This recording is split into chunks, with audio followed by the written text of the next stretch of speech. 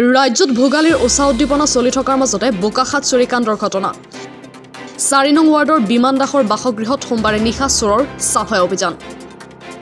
ঘৰত প্ৰৱেশ কৰি লুটি নিলে 50,000 নগদ ধনসহ 4 লাখ টকাৰ সোণৰ গহনা ঘৰৰ মানুহ নথকাৰ সুযোগ গ্ৰহণ কৰি ঘৰৰ খিৰিকীৰ গিল ভাঙি চোৰে চলালে চাফাই অভিযান ইতিমধ্যে ঘটনা সন্দৰ্ভত বোকাখাত আৰক্ষীয়ে আৰম্ভ কৰিছে অভিযান আমি আপনাৰ উৰুকাৰ দিনাখন দিনৰ 1মান বজাত ঘৰৰ পৰা এপ ওলাই গৈছিলোঁ বিশ্বনাথ চাৰিআলিলৈ গৈছোঁ মিছেছৰ ঘৰ আছে তাত এতিয়া ঘূৰি আহি পেলাই দেখিছোঁ আপোনাৰ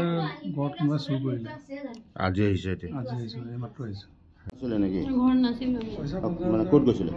আমি বিশ্বনাথ চাৰিআলি মোৰ মাৰ ঘৰলৈ গৈছিলোঁ আচ্ছা আচ্ছা তাৰপিছতে আমি তলা মাৰি থৈ গৈছিলোঁ ঘৰ হয় কেতিয়া গৈছিলে আপোনালোক আপোনাৰ আমি 14 তাৰিখে গৈছোঁ 14 তাৰিখে হয় মানে মাঘৰ বিহুৰ দিনাখন ইয়াত নাছিলে মেজি দিনা গৈছোঁ মেজি দিনা নাছিলে ইয়াত মেজি দিনা কি কিনিছে এতিয়া মানে আমাৰ 50,000 পইচা নিছে হয় 4যোৰ সোণৰ ফুলি নিছে আৰু সোণৰ এডাল মোৰ ডাঙৰ চেইন এডাল লৈ গৈছে তাৰপৰা আঙুঠি নিছে দুটা মানে সোণৰ বস্তু গোটেইখিনি লৈ সোণৰ বস্তু গোটেইখিনি নিছে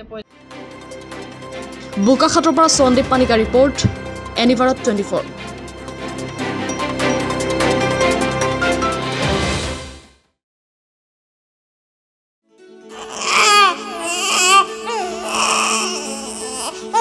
অভিনন্দন আপোনাৰ এজনী ছোৱালী জন্ম হৈছে